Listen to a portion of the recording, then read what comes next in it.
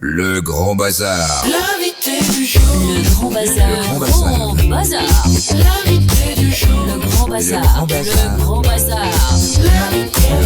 Le Grand Grand Bazar. La revue valaisanne fait son retour au pôle musique de Sion avec 28 représentations. Ça va se dérouler jusqu'au 19 décembre prochain. Cette nouvelle édition, conçue comme un hôtel imaginaire où défilent les figures marquantes de l'année, mêle humour, musique, danse, magie et invités surprises dans un format immersif renouvelé chaque soir. Pensée comme un rendez-vous festif de fin d'année, la revue valorise les talents locaux, un côté pluridisciplinaire et une démarche durable tout en impliquant activement le public. La mise en scène est assurée par Camille Favre-Bull, entourée d'une distribution prestigieuse telle que Lionel Delberg, le fameux magicien qu'on connaît bien, Sandrine Biglino, qu'on connaît très très bien, Faustine Yenny, Jean-Louis Hydro, Romaine, Nathan Panatier, Frédéric Lugon et Aline Bonvin. Les textes signés par les autres valaisans et romans confirmés offrent un regard drôle et affûté sur l'actualité du canton. J'ai essayé de résumer avec les infos que j'avais. Est-ce que ça te va comme définition?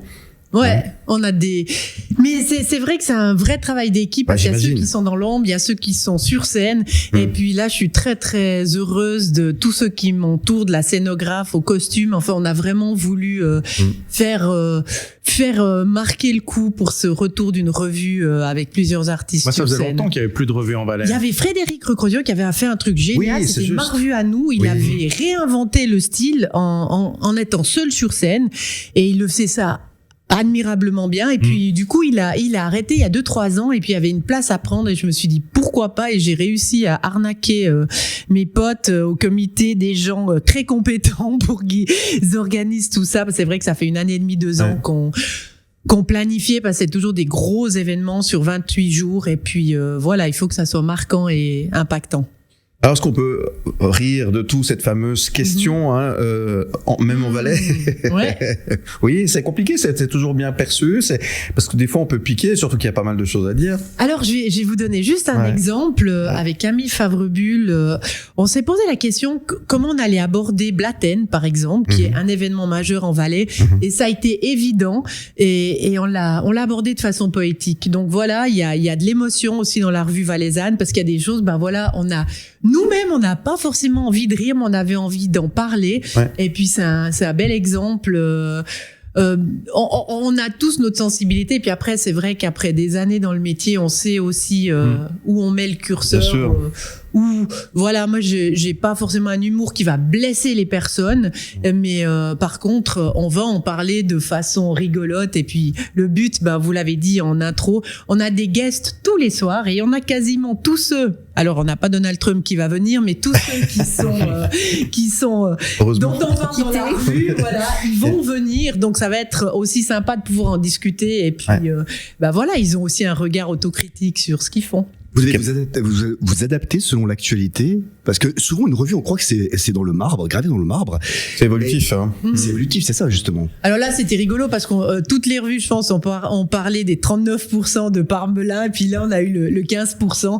Donc en général, oui, on adapte. On adapte. C'est des petites phrases, des petits moments. Par contre, à moins d'avoir vraiment quelque chose d'exceptionnel, on va pas réécrire un sketch de 5 minutes parce que ça implique des changements des costumes, etc. Mais on essaie toujours de coller à l'actualité, Et c'est quoi la personnalité de l'année qui passe vraiment à la moulinette dans la revue valaisanne?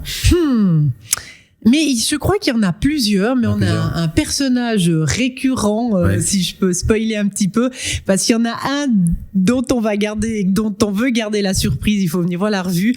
Mais on a par exemple Christophe Darbelay, entre Viola et Amère, tant les questions qu'il a eu à se poser cette année, qui revient plusieurs fois sous différentes formes, on va dire, dans la revue. Et si un non-valaisan vient voir la revue valaisanne, quelqu'un qui ne suit pas forcément l'actualité valaisanne, sans aucun problème, il va pas être perdu. Parce qu'on connaît Christophe Darbelay, on connaît Constantin. Et puis c'est vrai que même si on va, moi j'ai fait de nombreuses fois la revue Freebug qui se joue aussi, on sait que les sketchs sont drôles, donc un politicien d'une certaine couleur qui a fait, on en trouve en général dans les cantons, ils se ressemblent, donc on rit de toute façon, Dans le monde, j'ai envie de dire, ils se ressemblent, donc on voit la caricature tout de suite arriver. Et c'est le bon mot, c'est la caricature, Et on sent que tout le monde a besoin de légèreté. Du coup, est-ce que le public est particulièrement rieur en ce moment ou pas? C'est comment? Alors, je dirais que, en tous les cas, comme je vous dis, on fait découvrir parce qu'il y a des gens qui se souvenaient plus vraiment ce que c'est qu'une revue. Hein. Il y en a même, par exemple, dans le Haut-Valais, en Suisse allemande, Lionel Delberg ne savait pas ce que c'était une revue parce que ça existe quasiment qu'en Suisse romande, même en France, ils ont pas ce style. Ils pensent une revue, ils pensent une brochure, en fait. Et puis, en tous les cas, on voit, parce que vu que c'est notre première édition, la billetterie, elle est grimpée en flèche dès les premières représentations. Donc, les gens ressortent avec la banane et je pense qu'ils ont vraiment envie de rire. Et puis, c'est ce qu'on dit, 2025 n'a pas fini de nous faire rire. Le grand bazar, et les questions qui tuent, qui déchirent grave sa mère. Les questions qui tuent. Sandrine, sérieusement, est-ce que trop de revues, tu l'as revu? C'est bien, vas-y, continue. Trop de revues, tu les revues.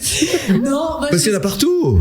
c'est bien, il faut aller Oui, c'est tous bien. les voir. Ce qui est important de savoir, et là je vends aussi les revues des copains, c'est qu'on a tous notre ADN. Donc la revue valaisanne a son ADN. Ouais, Nous, on a décidé de vous inviter dans un hôtel un peu magique où Il y a combien d'étoiles à cet hôtel? à 5, même plus, on n'avait pas assez de place, mais à 5 Il n'y étoiles. en a pas 13 alors. Ouais, bien, mal. j'ai pas vu, vous avez vu, Pas super. mal. Il y en a- Pour écrire l'année prochaine la revue. Il y a 13 étoiles à cette. On verra à la fin de la revue les reviews, mais probablement 13. Là, on est à 5. Non, trop de revues, stimule les revues.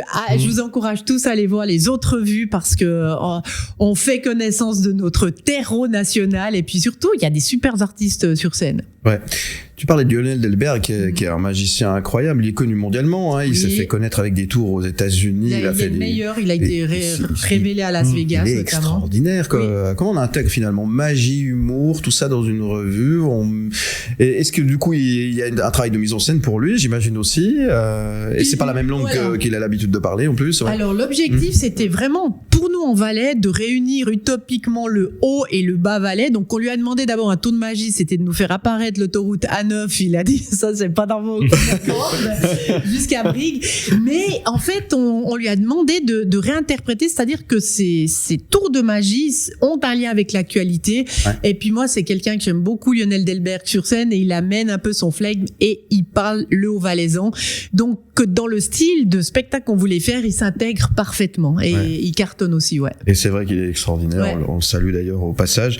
2 mots sur le casting, parce qu'effectivement c'est un casting 13 étoiles, on peut le dire. Hein, effectivement, 13 qui va porter bonheur, en tous les cas on l'espère. Hein. Bien vu.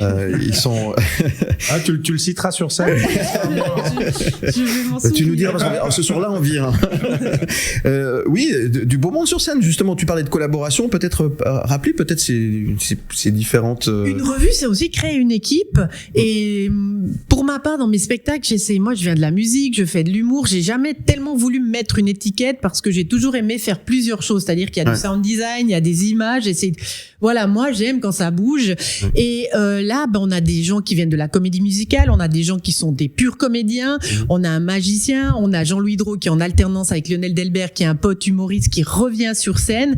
Et puis Camille Favrebulle, sa patte, donc elle est valaisanne, je la connais depuis qu'elle est toute petite. Et quand je lui ai demandé de venir, parce qu'elle est à Paris depuis 20-25 ans, elle travaille énormément à Paris, on avait envie que ça soit un flux continu, c'est-à-dire qu'il n'y a pas de noir dans le sens où on éteint les lumières, on fait un jingle, les gens applaudissent. En permanence, les décors bougent et c'est ce qui ressort des téléspectateurs. Là, ça fait 10 jours qu'on joue, 7. Eh bien, c'est waouh, c'est dynamique, ça va dans tous les sens. Et puis, je ne me souviens plus le début de votre question, voyez. Je m'emballe. Oui, nous non plus, on se rappelle plus. Non, mais comment vous collaborez, parce que vous avez tous votre spécificité. Donc finalement, chacun apporte un peu l'eau au moulin, finalement. Oui, c'est ça. Mais moi, je les connaissais tous, donc on fait aussi un choix par rapport aux affinités, aux affinités. Oui, c'est ça. Ouais. Et chacun a une force quelque part, et puis on a fait des rôles aussi sur mesure pour que l'objectif, c'était que vraiment chacun ait son moment et soit mis en valeur. Donc c'est vraiment quelque chose d'une troupe, et c'est ce qui ressort. On fait beaucoup de tableaux ensemble. Parce que chacun a l'habitude de la scène seule. Là, vous vous retrouvez tous ensemble. Ça change fondamentalement la manière de travailler aussi. Oui, et surtout la revue. Pour certains comédiens, ils ont découvert que c'est très dense. Hein. On répète, on écrit pendant l'été, on répète un mois, on joue, et puis voilà, c'est très intensif. Moi, j'en ai plus l'habitude, mais je les ai préparés, puis tout d'un coup, ils ont dit, ah ouais, quand même, ça envoie, hein, faut... Mais ils ont tous répondu, ils sont tous à fond, c'est génial. C'est jusqu'au 19 décembre, c'est au pôle musique de Sion, c'est à voir absolument, c'est la revue valaisanne. Dans un instant, Sandrine Villino, on va parler musique avec David Lothar. C'est dans le Grand Bazar, vous restez avec nous.